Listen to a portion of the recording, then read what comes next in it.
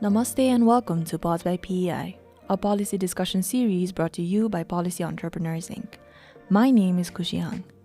In today's episode, PEI's Anurag Acharya sits with Ryan Haas to discuss the US and its role as a global leader in a changing geopolitical landscape.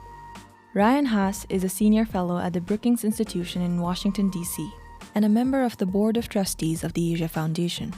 From 2013 to 2017, he served as the Director for China, Taiwan, and Mongolia at the U.S. National Security Council, advising President Obama and senior White House officials on all aspects of American policy towards these three countries.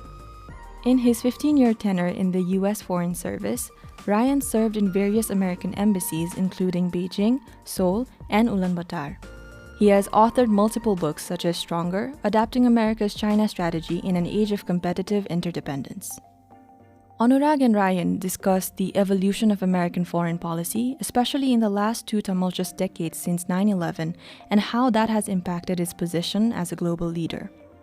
They also examined contemporary world crises like the Russia-Ukraine war, as well as the potential conflict between US and China over Taiwan, and America's response to China's growing influence in the Asia-Pacific region. Ryan further elaborates his proposition that instead of looking for a hostile contestation, the US and China both have to learn to live with each other, that the US must invest in itself and its friends, and how the collaboration between these competing powers on collective action problems like climate change can result in better outcomes for everyone. We hope you enjoy the conversation. Hello, Ryan, and welcome to the conversation. Let's begin by discussing how United States foreign policy has evolved over the past decades. I'm particularly interested in understanding the shifts after the 9/11 through the Obama administration, of which you've obviously been an important part, the adventures under Donald Trump, and of course the changes and major foreign policy goals under the Biden administration.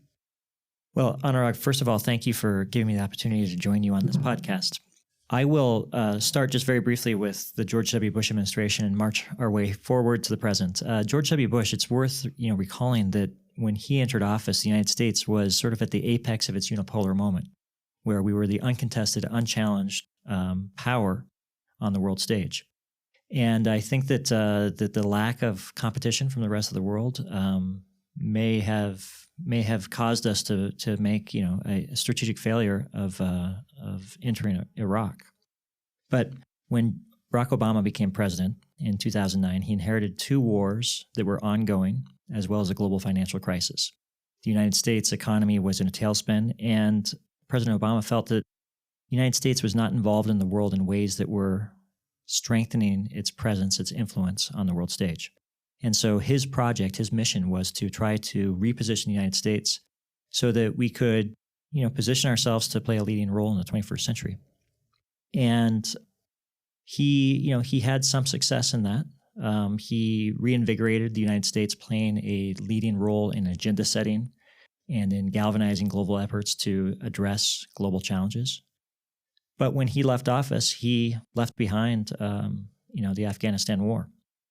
And that's one of his regrets. President Trump entered office and he sort of shook things up. He exercised a very crude form of nationalism. He basically looked at the rest of the world's problems and said, that's their problem, not ours. My job is to focus on making America better. And so he adopted what he called an American first foreign policy, which was protectionist, isolationist in some instances, and really not very sophisticated. It was just sort of a muscular effort to devalue alliances, degrade free trade, and try to protect America from the rest of the world's problems. And that wasn't, the worldview that Joe Biden had brought into office. He has more of a traditional view of America's role in the world as a leading power on the world stage. And he, I think that he wanted to put America back on track. And so this is an ongoing project. I think that President Biden probably sees China as more of a threat than President Obama did. He is seeking to limit the challenge that China poses to the United States in ways that the Obama administration did not. And I think that he views the United States and China as being in a competition. to see who can exercise the most effective leadership on the world stage in the 21st century. We'll talk about China later in this conversation, but tell us, why does US foreign policy and its interest matter to rest of the world? And why should smaller countries in developing world care about what the US wants in the evolving global context? And what implication does it have on global economy and security? Well, the United States occupies around 25% of the world's economy in terms of GDP scale. And it is by a pretty significant margin the largest economy in the world still to this day, even after China's rapid ascent. The United States has the largest network of alliances in human history around the world, which serves as force multipliers for America's capacity to exercise influence in every region of the world.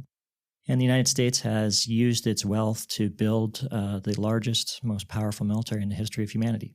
No other country in human history has built the capabilities that the United States has to apply force.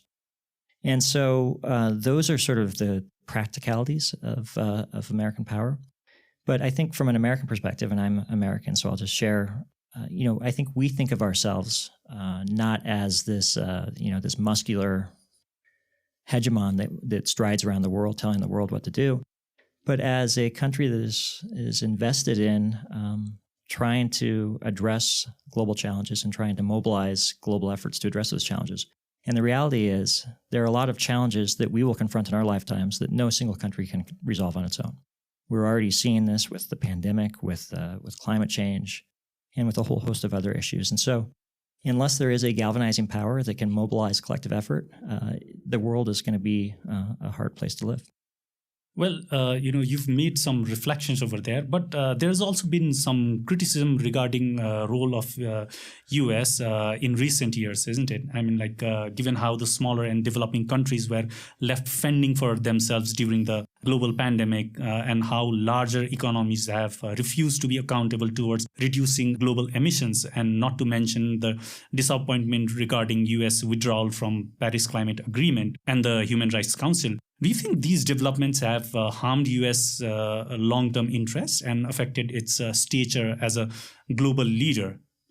Well, Anurag, the way that you answer that question, I think, depends a little bit on how you conceive of the United States. If you conceive of the United States as being reflected by the sort of the crude, blunt foreign policy of someone like Donald Trump, then I think the United States has significantly degraded its power and its influence.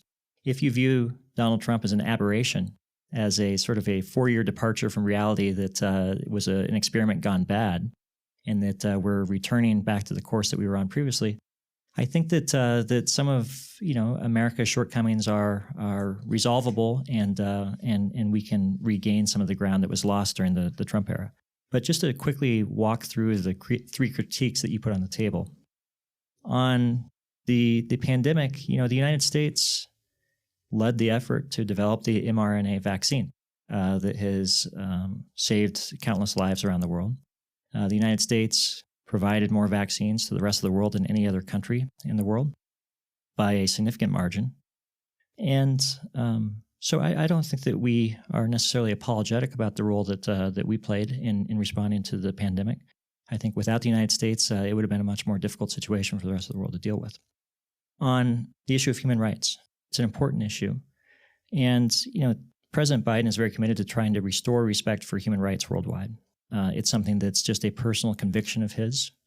But I think that America's efforts to sort of restore legitimacy around this issue are challenged by a few factors. The first is that there is now a pretty significant competition for the ideas around human rights. The United States believes deeply in this principle of individual liberties and that the individual's rights must be protected under all circumstances.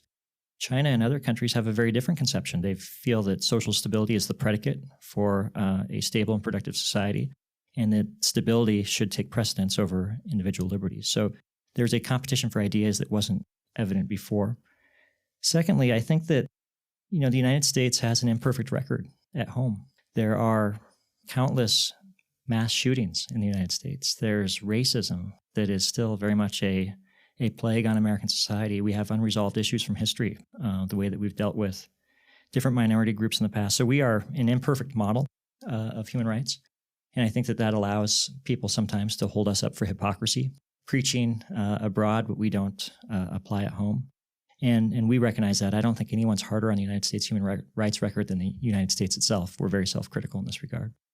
And then the third challenge, I think, on the human rights front is that there is a somewhat inconsistent application of the virtues of human rights.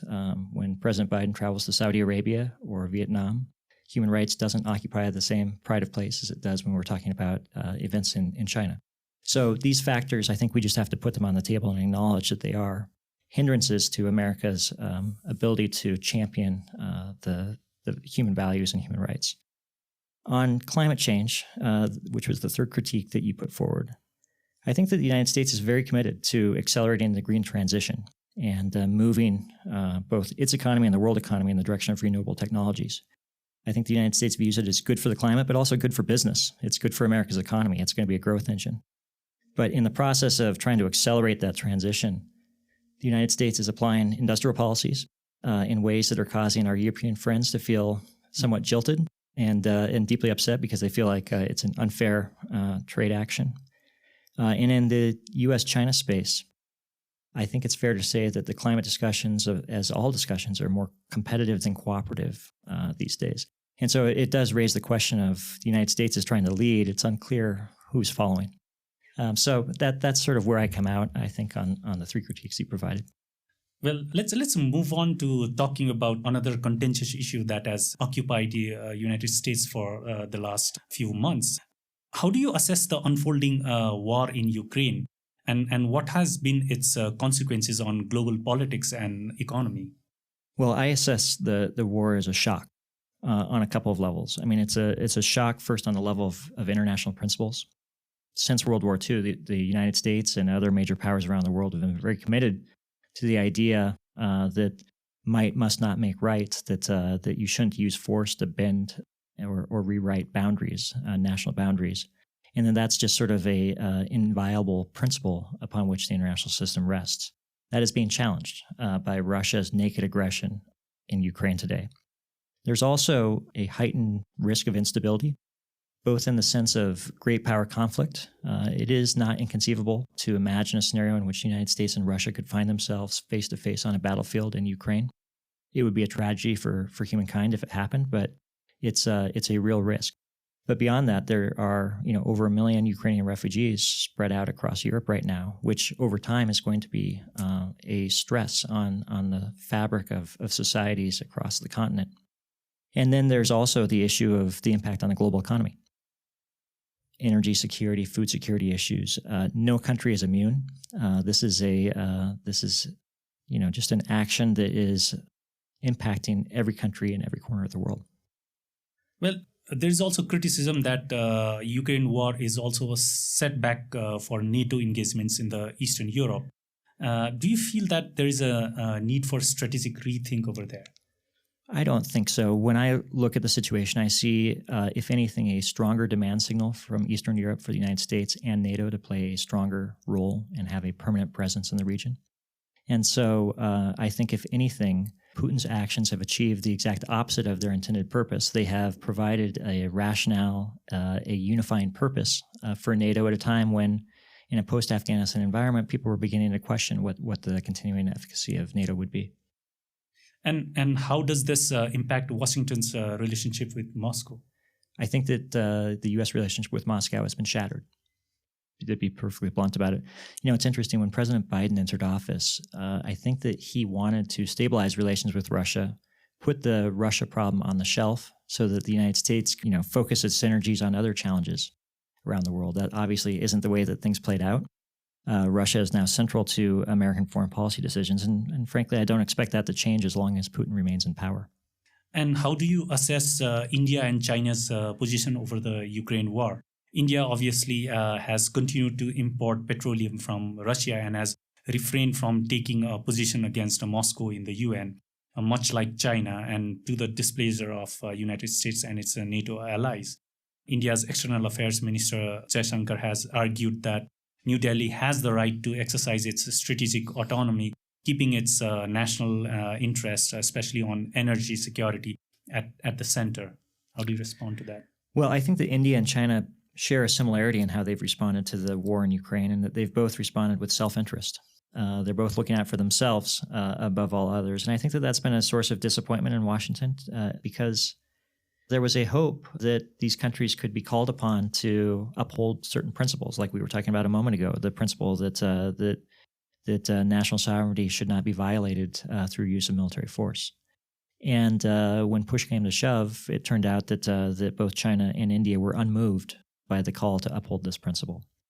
But I think that if you sort of go down a level and look at what is compelling each country's decisions, there are slight variations in I think what is happening, and I think it's worth bearing those out.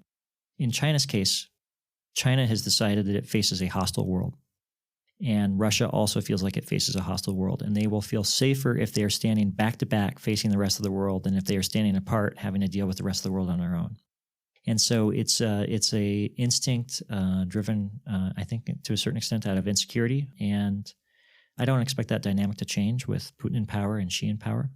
In India's case, I think they have a slightly different calculation. I don't think that their posture is driven out of fear or insecurity. If anything, it's opportunism.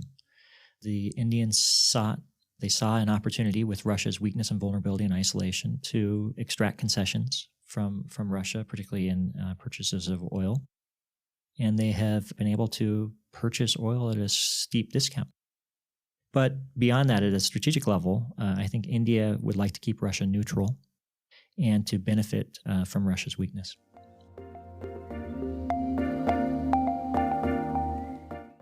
Hi there, this is Soumitra Nipane from Policy Entrepreneurs Inc. We hope you're enjoying Pods by PEI. As you know, creating this show takes a lot of time and resources, and we rely on the support of our community to keep things going. If you've been enjoying the show and would like to help us out, we'd really appreciate it if you could become a patron on Patreon. Patreon is a platform that allows listeners like you to support creators like us with a small monthly donation. Your support will go a long way in helping us continue creating high-quality content for you. So if you're interested in supporting our show and becoming a part of our community, head on over to Patreon and become a patron today. You can find us at patreon.com/podsbypei. Every little bit helps, and we can't thank you enough for your support. Now let's get back to the episode. Let's move on to China and come closer to this part of the world, the Asia-Pacific region, which is more familiar to you and where you've invested significant part of your own research and professional career. And the region has obviously witnessed an impressive rise of several developing economies like China, India, Bangladesh, Vietnam, Indonesia, and Thailand, just to name a few. While there are clearer economic opportunities associated with these developments, this is also a very volatile and highly contested region, isn't it? There are tensions over Taiwan and contestations over South China Sea, China's flagship Belt and Road Initiative, an ambitious infrastructure and connectivity drive, has been met with particularly strong pushback from what Beijing views as a US-led Indo-Pacific strategy. In South Asia, the tensions between China and India have run high over exacerbated border disputes. What is United States' evolving assessment of the region, and what are the mainstays of its China policy? Now, it's a very nuanced foreign policy, we understand, where Washington treads a careful line of one China policy that is then consistent with its own Taiwan Relations Act. Well, there's a lot of details that you've brought up there. I will start out on Taiwan and then try to broaden out to the region. On Taiwan, I think that there's a growing concern in Washington that China is, if not preparing, then building the option and purchasing the option of use of force to resolve the Taiwan issue.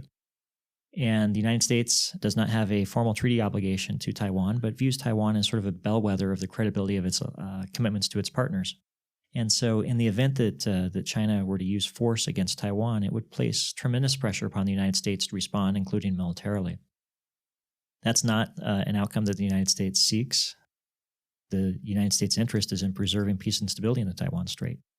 And so from America's perspective, they're trying to uphold the status quo.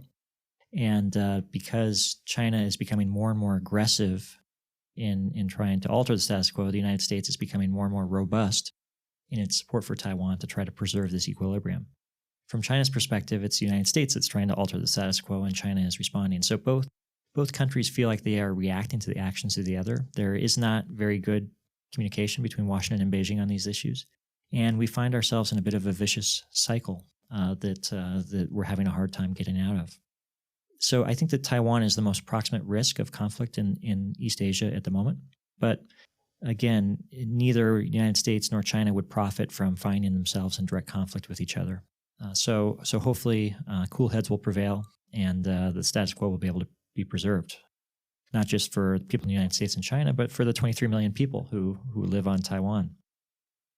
But looking more broadly at the region, I think that a lot of America's approach to it is animated by a concern that China is expanding its influence and becoming more tolerant of friction in its pursuit of its ambitions in the region. And many people in the United States believe that China is seeking to build a sphere of influence in Asia and to limit America's access and influence in what will be the most dynamic region of the world in the 21st century. And so that is sort of the situation that we find ourselves in today. So are you suggesting that U.S. Indo-Pacific strategy is in response to this vicious cycle that you are responding to about China's aggressive foreign policy, egging United States into devising similar counter foreign policy?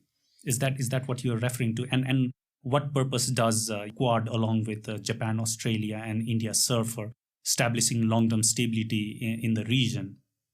Well, I don't think that an American official would say that their strategy is designed in response to China's rise. If we're going to be honest with ourselves, we probably should acknowledge that plays a big part in it, though. I think that the United States is investing significant effort in building up its relationships along the periphery of Asia, and basically the periphery of China. And this is not a classic containment strategy. There is no country in the world that would be willing to sign on to a containment strategy against China. China is the largest trading partner for almost every country in the world these days. But what this is an effort to ensure that countries along China's periphery in Asia recognize that they have a choice in how they pursue their interests and how they identify their interests, that they need not succumb to pressure or coercion from China, that they have options available to them. And as long as countries have options available to them, they will naturally seek to balance China's power, because there isn't a country in Asia that seeks to become subordinate or subservient to Chinese interests. And so that's sort of the essence of the great game that's underway in Asia right now. Well, that brings me to refer to your book, Stronger: Adapting America's China Strategy in the Age of Competitive Interdependence. Now, one of the things that you acknowledge in your book is that China's increasing influence globally, but particularly in the Asia-Pacific region, has worried plenty of people in the United States foreign policy circles who advocate for a stronger response, including those that have military implications. But you also go on to argue perhaps this is not the best way to respond, and that both Beijing and Washington stand to lose from enduring hostile contestation. Could you just elaborate on your proposition here and whether or not there are serious takers of such a proposition back home and also in Beijing? Well, my general proposition is that the United States are two big, powerful countries. Neither one is going to go away anytime soon. The United States is not any more capable of imposing its will on China than it has been on Cuba, a small country 90 miles off the coast of Florida that the United States has been trying to influence for the past 60 years. So we're going to have to deal with these guys and live with them whether we like them or not. And the same is true in reverse. For all of its bluster about its rise, China is still significantly behind the United States in overall national power. It is significantly behind the United States economically, technologically, militarily, in terms of influence in international organizations, etc. And it's worth bearing that in mind because I think it's important for the United States to have a certain degree of confidence about its relative position in this competition with China, because confidence allows a certain calmness, cool-headedness and ability to think long-term about the nature of the challenge and the best response to it. And my general proposition is that the United States, to continue to outpace China, is going to need to, first of all, acknowledge that we're going to have to coexist with China, that we cannot compel China to go away, to turn inward, to go backwards. That's just not an available option to us. But we also are going to have to invest in ourselves to run faster in this long-term marathon that we find ourselves in with China in the 21st century. We're going to have to find our friends and strengthen our alliances and our network of partnerships and friendships around the world, because those are asymmetric advantages for the United States. The United States has a global network of alliances. China has one ally in North Korea, which is not necessarily a net benefit to China's overall ability to influence world events. But the United States is also going to have to find ways to disaggregate zero-sum issues from positive or negative-sum issues with China. What I mean by that is there are certain issues in which the United States and China just have fundamental philosophical disagreements. Taiwan would be a classic example. We're not going to find a compromise position. We're going to have to manage that challenge. We've done so effectively for the past 40-plus years. I'm confident we can continue to do so, but we're going to have to manage certain challenges. But not every issue in the U.S.-China relationship is a zero-sum issue where one side wins and the other side loses. There are many issues that we will either both win and benefit together, or we will both lose and be set back if we're unable to marshal collective effort to deal with challenges. And climate would be the most obvious example. And so what I'm trying to suggest is that yes, we are in a moment of high strategic competition with China. I acknowledge, I accept that. But what comes next? Where does this go? And how do we get there? And that's sort of the space that this book is trying to speak to. Well, increased competition and contestation among powerful countries in the region has also led to domestic political instability in smaller developing countries like Bangladesh, Nepal, Sri Lanka, Maldives, while looking for investments and aid to expand their own infrastructures and fuel growth, are also grappling with competing aid diplomacy from large donor countries, which often threatens their own domestic political stability. We've seen it happen in Sri Lanka's MCC and BRI debate. We've seen it happen in Nepal's polarizing MCC debate. And we may now be seeing it happen in Bangladesh over BRI as well. Do you think there is an incentive for aid-providing countries to look beyond their immediate geopolitical interests for the sake of regional stability? I'm not sure there's an incentive, but there should be an imperative. Because if aid-providing countries want to develop long-term lasting partnerships, then the aid that they provide needs to be mutually beneficial. That is the purpose and the reason for the provision of aid. And aid-receiving countries need to be purposeful about what types of aid they accept and what they choose not to. I think it's important to ensure that the aid that is being provided directly benefits the lives and opportunities of people in that country. And that is sort of the North Star or guiding principle upon which all aid decisions are made. And if that becomes the filter through which all of these opportunities are evaluated, then I'm entirely comfortable with how countries choose to receive their aid, because ultimately, from an American perspective, if countries feel confident in their future, if they feel like they are on a growth path and a positive trajectory, then they are going to be jealous about guarding their long-term strategic interests. And no country has a strategic interest in becoming subordinate to China. And so that's the goal of American efforts, and I hope that's the goal of other aid-providing countries' efforts as well, to help ensure that the aid directly benefits and supports the livelihoods of the people to which it is sent. So the strategic pause that we are seeing with BRI, do you think it is China reflecting upon the global criticism that followed with the implementation of its BRI's first phase with different countries? Well, in this case, I think that is part of it. I think the Chinese were surprised by the amount of blowback that they received for their projects overseas. I think that they expected to be showered with praise and adoration for the contributions that they were making. But I think that there's also another factor that may be even larger in their calculations, which is that China has limited resources and growing demands for the finite amount of money that its government has available to it. And as the domestic economy slows, the size of the pie to be allocated between domestic and external projects is going to become more contested. And we haven't been in a stage like this since really the early 1980s, where the rate of growth has slowed and created this competition and trade-offs between domestic and foreign policy imperatives. And I expect that is going to be the overriding factor that determines how much of the pie is available for overseas projects. And I think a lot of Chinese people who are out of jobs, I mean, let's not lose sight of the fact that 1 out of every 5 people under the age of 28 is unemployed in China. The youth unemployment rate is near 20%.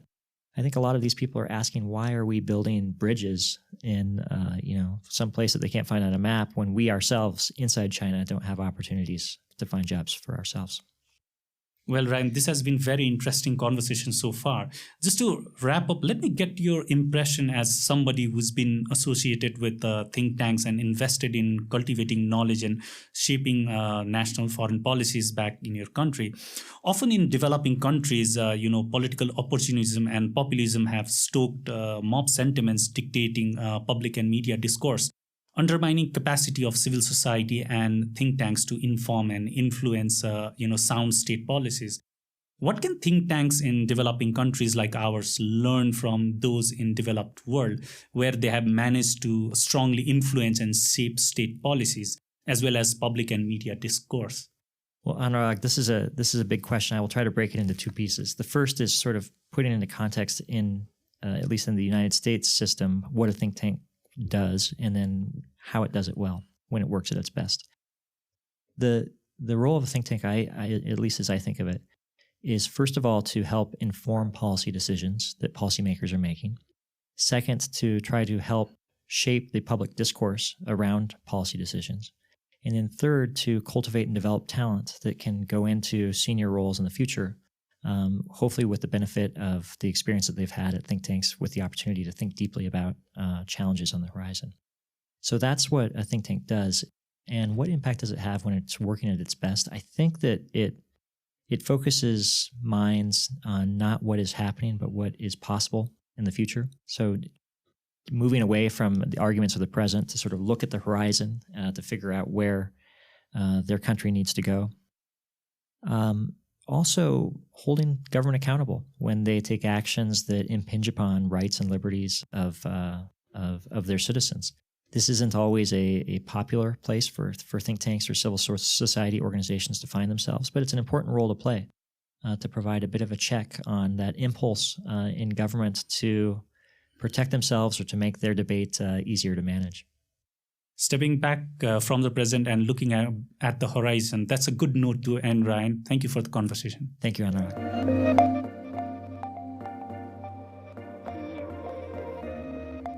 Thanks for listening to Pods by PEI. I hope you enjoyed Anurag's conversation with Ryan on America's evolving foreign policy, the Russia-Ukraine war, and the U.S. response to China's growing influence in the Asia-Pacific. Today's episode was produced by Nirjan Rai with support from Saurabh Lama and Chedon Konsakar. The episode was recorded at PEI Studio and edited by Nirjan Rai. Our theme music is courtesy of Rohit Shakya from Zindabad. If you liked today's episode, please subscribe to our podcast. Also, please do us a favor by sharing us on social media and leaving a review on Spotify, Apple Podcasts, Google Podcasts, or wherever you listen to the show. For PEI's video-related content, please search for Policy Entrepreneurs on YouTube. To catch the latest from us on Nepal's policy and politics, please follow us on Twitter at tweet2PEI. That's TWEET followed by the number 2 and PEI, and on Facebook at Policy Entrepreneurs Inc. You can also visit pei.center to learn more about us. Thanks once again from me, Kushi. We'll see you soon in our next episode.